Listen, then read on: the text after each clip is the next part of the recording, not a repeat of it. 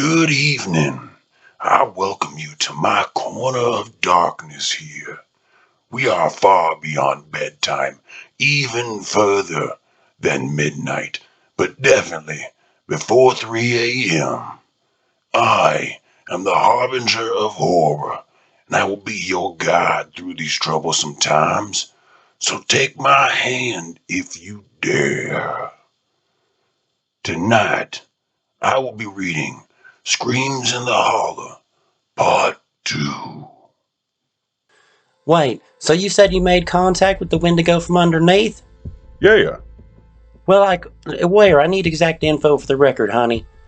it was the underside, just the underneath. What part of the body? Look, I put it in his ass, okay? Is that what you want to hear? Oh, wait, no, not like that. Oh, honey. Oh, don't worry, Mom's not going to tell anyone. Oh my God, look, I'm leaving. This brief is over. As I finish my debriefing, I head for the lunchroom. Not having eaten since being at the town of Erg, I was definitely in the mood for something besides bacon. Deciding on some surf and turf, I got my food and sat down at the table next to Daryl. Hey, buddy, how was the debrief? Am I gay? What? Nothing. So where we headed to now? It looks like the Yucatan. That's part of Mexico, but anyways, Commander says we have to contain this one at all costs. The only data we have is from a single civilian sighting, and the civilian described it as, I quote, all white and gangly, kinda like a crackhead, except it had long arms and fingers. I grabbed my phone to take a picture, but when I got my phone out, it was gone. Look, how do we know this guy just wasn't on crack himself? Well, it says the local police were investigating a murder not even 100 yards from here the next day. It looks like Camo was able to get some police reports here, and it says the victim was not only cut in patterns resembling 4 long fingers, but they were completely ensanguinated. Oh, yeah, that's definitely reason enough. Seems fair, So are we taking the truck, or do you want to airdrop this time? Oh, we're getting in the truck. I know you're thinking we're going to drive because Daryl said we're taking the truck. But remember how I may have mentioned something about a mysterious and now underwater city? Well, with the deal that never happened, we may have also gotten full access to all their tech. Turns out that glowing rock, well, in short, just a wireless charger that uses the Earth as a plug-in. Then it would just wirelessly send power to anything you put some very specific carvings on. And those carvings are on the truck among a bunch of other goodies we got from Camo. Getting to the truck now, Daryl takes the driver's seat while I slide over the hood to be co-captain. We squeal out of the underground garage and head for the boonies. Now the truck can fly, and ridiculously fast too, but we can't let civilians see us taking off and landing. The only place we can take off from is some sites that Camo has all the way out in BFE. Now, this specific site was in a national forest that I'm sure you're very familiar with. And after arriving, we were waved on through with a quick flash of our badges. Pulling onto the launch pad, Daryl hits a little purple button hidden on the back of the steering wheel, and then an odd whirring noise accompanied by a low hum shoots us straight up at speeds that I feel are shortening my spine. After a quick pause at the top of our ascent, Daryl punches the gas as if we were a bullet being shot from a gun. There was a loud boom, and suddenly, I was part of the seat. Now, not being able to lean forward till we reach cruising speed, I try to relax under the multiple G's that I'm sure we are pushing. Finally being able to lean forward, Daryl offers an espresso from the little machine that pops out of the black void that is that space between the seat and the center console. I accept it, and start on about what we need for the mission. Well, going in blind, we're going to need some options. So what are you thinking? Well, to start off with, we'll grab some standard body armor, light machine guns, a couple different containment units, and we'll grab a Sunburster 3, and the translator just in case this thing can talk. It's a big 10-4, Badger boy. Finishing my espresso as we descend into a thick forest, only about 2 miles from the closest road. We have a short trip to town to check out what's left of the scene, even though it's usually worthless because of how many people have been at the scene. We're looking for things they wouldn't consider evidence, shadows with no source, corners that don't add up correctly, even rooms that cause memory loss, and well, those are the most normal ones. Pulling up behind the house, we get out and hop over the fence. I duck under the police tape, and Daryl just walks right through it. We continue up to the house, and I pull out a good old $30 pick gun from Harbor Freight. I pop both the locks in less than 20 seconds, and we walk right in. So, I'll take the attic and the second floor. How about you grab the ground level in the basement? Cool. Making my way upstairs, I head left at the top for what looks like the master bedroom. Entering the room, I can tell it's definitely a bachelor pad. That explains only having one death. I continue up to the bed where sheets are strewn about, showing a clear pattern of 4 claw marks digging deep into the mattress, blood coating the edges of each of the gouge marks. I smell the softest scent of old water and sewage as I lean in to look underneath the bed. Nothing but shoes and porno mags. I get up quickly and glancing at the corners as I should have done before I entered. Whew, thank God they're normal. Moving about the rest of the room, checking the shadows, and still remembering what I was doing, I make my way to the pull-down ladder for the attic to take a quick glance. Finding nothing of note except a cool gold medal that said, "You were the key to it all," in big letters on the front, and on the back it said, "Chin." Since the dearly departed wasn't going to use it, I decided to let it hitch a ride in my pocket for now. Meeting back up with Daryl downstairs. You ever seen a sub-basement before? Wait, he has one? Well, it's a steel door in the corner of the basement. Figured I'd tell you before we pop the top, you know? I'm gonna go start the truck. 15 seconds later, Daryl comes running out of the house. I don't know why he runs. He's holding the detonator, dives over the truck and Bippity-boppity-boom, bitch! as the house is practically incinerated with a massive fiery burst that I felt like came from the center of the sun. Opening our eyes to a crater of diminishing flame, we notice the whole floor of the basement is gone, and you can see directly into the sub-basement. Nothing but clean, well, now smoke-stained steel walls and empty-sized human test tubes. Definitely it was used as some sort of research or testing lab at some point. Not seeing any more useful evidence, we head back to the truck quickly, as we did not inform the police of what we would be doing, like they would have let us do it anyways. Pulling away slowly as not to leave too much evidence we were here, we head into the local forest off-trail about 15 miles to establish camp. So, we're off to a good start. We got a lab, evidence of a cryptid on the loose in the streets, a slight description, just know where to look. Well, unless our murdered scientist was hanging out in the sewer recently, I'd have to assume that's where our cryptid friend will be. I don't have any specific sewer systems, unless you're familiar with local personal eating habits. We could send the Sissy unit. We are not supposed to kill this thing. Sissy is a monster slayer. Yeah, my bad. I broke the switch the last time on the mission. I'll just set her to track, not disposal this time. Sissy stands for Supreme Innovative Scene Speculation Yuppie. She's a fairly large robot dog, one of the first prototypes. Her shoulder height comes to right about my belly button, weighing in at a hefty-ass 185 pounds due to being nearly solid metal. Imagine a greyhound, with a muscle of a pit bull that you only fed steroids. Being a literal land shark, she can smell a drop of blood from over 2 miles out, and can detect what the blood type is from smell alone. We don't use her more because, as I said, she is a prototype and still in the testing stages. Turning on Sissy as she rises out of the truck bed toolbox. Bork, verbalize operation command. Set to track, Sissy. Tracking setting initiated. Track local cryptids within 10-mile radius of latitude 33971185 and longitude -89 677477. Command confirmed. Bork. Sissy rockets off in the direction of the location that we gave her, and we start to post up camp. Since we always have to make camp quick or leave in a hurry, most of the camp sets up with just the touch of a button. If you press the buttons located under the top edge of the truck bed, you can activate the clean water filtration system, or deploy the foldable solar panels out of the space between the cab and the bed. And to make it even easier, a grill deploys right out of the side of the bumper with a shallow sink for cleaning, and in the left side, a 10-person cold weather tent deploys and sets up by itself. And if you think that's enough, we can open the bed sides and you'll see our full welding setup, air compressor, and a full inventory of replacement parts. Still, that's not everything in the truck, but we can pick that up later. Walking to the back of the truck with my laptop as everything's finishing setting up, I open the tent flaps and turn on the lights. Now the only inconvenience is I still do have to set up my chair and table. But hey, what can you do? Daryl comes in and starts putting up his table and chair, because he'll be doing mission prep while I'll be monitoring Sissy's movements and alerts. She's already located a couple of fairies and gnomes on the way to her location, but they're in the system as friendly, so she knows not to investigate. Looking at her current location, she's about 1.5 miles from the house, and a little red icon pops up in the corner showing she smells the presence of blood. And I'm actually pretty surprised that she can smell the blood that we completely incinerated. Looks like this bottle is a bit more intense than I thought. Tracking from the house, she aims right for the nearest sewer, as I suspected. Making a chew toy of the manhole cover, she tosses it out of the way and dives headfirst into the sewer, so I switch her camera to bring up thermal scanners. No active traces of heat, but she has the scent. With a light whirring noise, she starts blazing through the sewer like a maglev train, whipping corner after corner, quickly coming to a location where the scent has been pooling. Looks like the monster stayed here a while to rest or feed. Taking off again at speeds that blur the camera for a second, she continues on deeper into the maze of sewers below. Now almost completely dark, a small heat signature pulls up on the display. Still only 50 meters away, Sissy slows to prepare to investigate or battle. Re-gearing and stocking up on the prey, she sees movement. It's aware of her presence. Getting low and ready for attack, I hold Sissy back from engaging, because there hasn't been any movement other than it just looking at us. Moving closer now, as it seems to be more interested in us than killing. Now only 10 feet out, I hear something coming from the mic. Hello? What the? Well, stuff me in a poop barrel and roll me down a hill. Did that thing just talk? Fuck. Hello?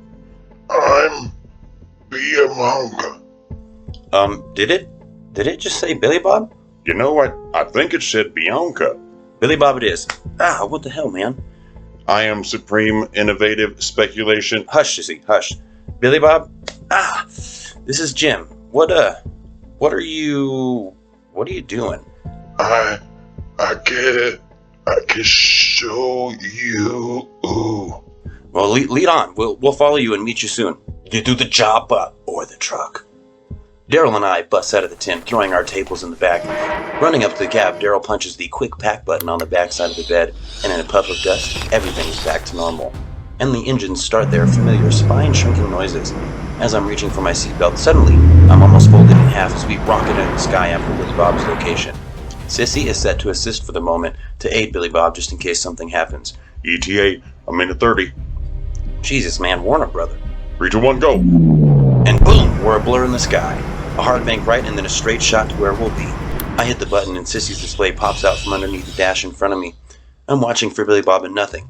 It's just Sissy running through the sewer at about a quarter speed, not following anything. I cycle the 360 cam, nothing's behind her, running through different views, infrared, ultraviolet, thermal. Phew, alright, there's Billy Bob, right in front of Sissy. They're almost out of the sewer. Apparently, Billy Bob can go invisible. Pulling up to the huge floodgate, they come to a halt and Sissy steps to the front, shoving her head under the bottom of the sewer gate. With a little whirring noise that reminds me of being folded in half, Sissy stands up, and the solid steel floodgates just bend around her frame, leaving a perfect shape of her shoulders at the top. And she just walks out like she got up from a nap. Billy Bob, we're pulling up. Do not be alarmed. We mean you no harm. Okay. Dropping out of the sky at what I swear is faster than terminal velocity would allow, 3, 2, 1, stop. the ground rocketing at us as if it was aiming to kill. We slow down safely, with a few feet left to spare, and touch down. Holstering our weapons, we get out slowly as to not alarm this little murder monkey that can talk. Daryl, walking up to Billy Bob, sticks out his hand for is that a fist bump? And Billy returned the gesture? Man, what the fuck? What is it with this dude and monsters? It's like they all went to school together or some shit. I slowly follow up and wave at Billy instead of homeboy's fist bump over here. Billy waves back and just stares. Can you show us what you were doing? Follow. Billy Bob heads through a field towards a canyon that we passed over when arriving here.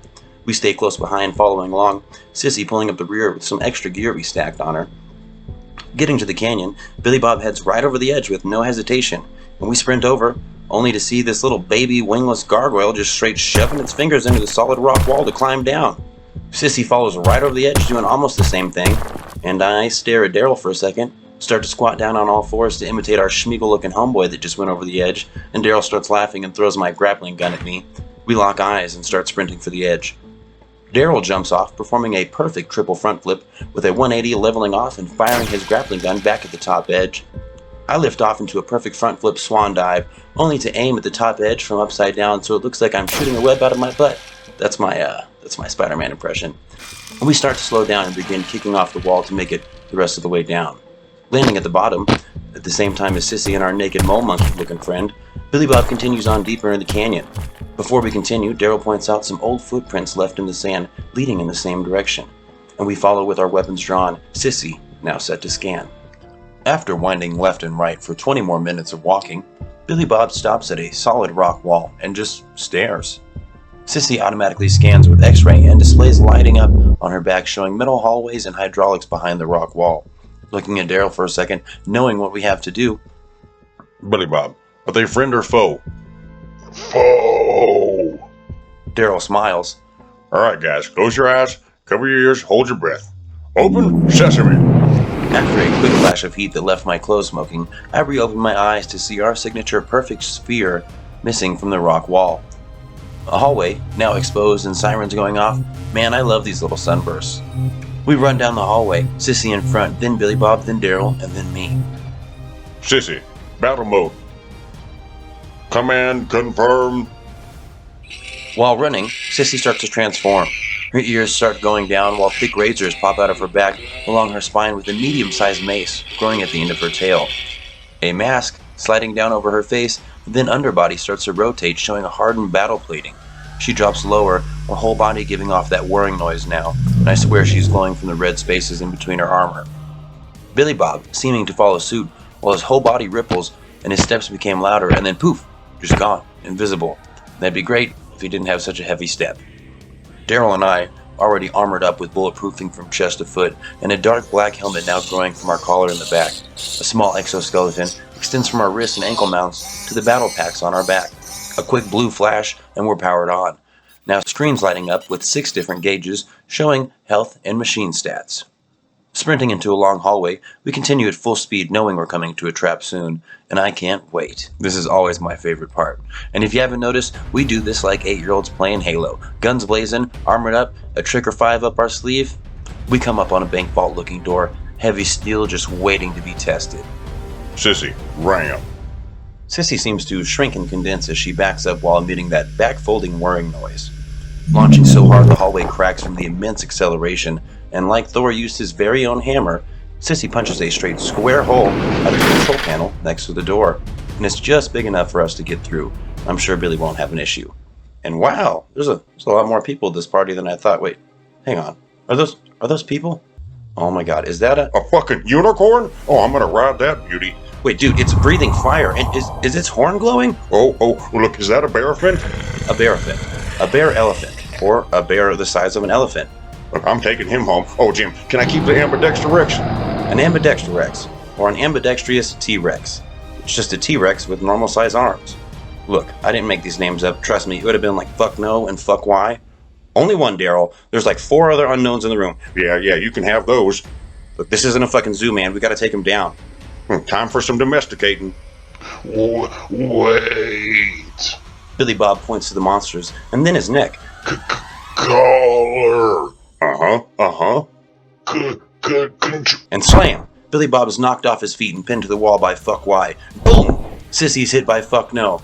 And I run at the 4 remaining monsters, about to pull one of my signature moves. At full sprint, I lock eyes with this 12-foot-tall, gray, scaly-looking humanoid snake man. He knows, I know, he knows it's going down. He buckles down, getting ready. I yell out, "Flying ninja kick!" He puts his hands up for guard, and right as I'm about to jump, instead, I punch Snake Man straight in his little serpent. Now, stepping out of the way of this falling giant, I see the other 3 monsters now cringing, and shoving one of the biggest ones forward now, as if he drew the short straw. I quickly glance back at Daryl and what? I don't believe it. He's half burnt, still smoking, bareback on the fucking unicorn. I'm slapped back to reality by the giant purple cyclops they were shoving forward just a moment ago. And if I had not heard him walking up, I would be mush right now. But instead, I'm just scrunched up against this wall. Slowly rolling out of the way as the cyclops slams the wall where I just landed, I grab his pinky, swinging my whole body around for momentum, and pop! I let go, landing on my feet, and square up for the next guy. Billy Bob grabbing me from behind. Control! While pointing at his neck. Well, damn it, Billy, why didn't you just say something? Daryl, we need to get the collars off of him. That's a big 10-4 about your boy. I steal a quick glance at Daryl as Billy Bob gets next to me. This motherfucker was shaving the bearfin with the glowing horn on the unicorn while Sissy's distracting the ambidextrous. Why did we even hire this guy again? What the hell? Billy charges the last 2, and I follow close behind as he lines up for the first shot. Contender number 1 squares up, ready for the fight, and poof, Billy's gone. Sparks fly from the collar as it falls off monster number 1, and it roars as it looks like it's going to maul Billy, but as soon as he reappears, they hug. What? Contender number 2 in front of me, and I yell, "Flying ninja kick!" It immediately covers its privates, but this time, I grab the collar and plant a small charge on it, and pop! Comes off clean. No harm to Mr. Monster, and I look at him for a second. Don't hug me, man. I glance over at the first 2 guys, and I walk over to Cyclops as Billy is taking off his collar. He starts backing away from me. Look, it's okay, big guy. I'm sorry. I can fix it. Just let me see the finger. He slows down and holds out his hand with a whimper. I grab his giant finger with both arms. Looking over his shoulder real quick, my eyes get big. Looks like there's a sexy Cyclops over there winking at you. The Cyclops turns real quick to look and pop! I put his finger back in place. Oh, no. Thanks. The first guy was, well, look, I'm not rubbing his wound, so he was out of luck. Looking over, finally, Daryl's just sitting in the middle of the fire unicorn, half-naked Baraphant, Sissy, and the Ambidextrorex, having some sort of powwow or something, but all the colors were gone, so... Nice job, buddy! Come on, we gotta get moving! Sissy runs over as Daryl stands up and bows to the other three before heading towards us. I called Camo, and they're sending a unit over here for pickup and containment. Our buddies over there told them it was about an ETA of 10 minutes, and I had Sissy send the coordinates. Okay, we have minions, monsters. Now who's the puppet master? Obviously stepping over the door that goes straight into the floor, I stare at Daryl. You, got a star bomb left? No, but just 1 second. Hold on, I think I got something. Daryl sprints over the Doomicorn and has a quick chat. Coming back shortly after with his new friend, the Doomicorn shoves its glowing horn into the floor, dragging it around in a circle, and with a single stomp, the hole collapses in, and I do a quick count up to 3 Mississippi, and clang, the hole makes contact with something down below. That was Screams in the Holla, Part 2. And Daryl and Jim seem to be getting in an awful lot of trouble lately. But I heard Part 3 is in the works, so they must be doing all right. Don't forget to like and subscribe. And if you ever need me, just look for the darkest shadow, and I'll be there.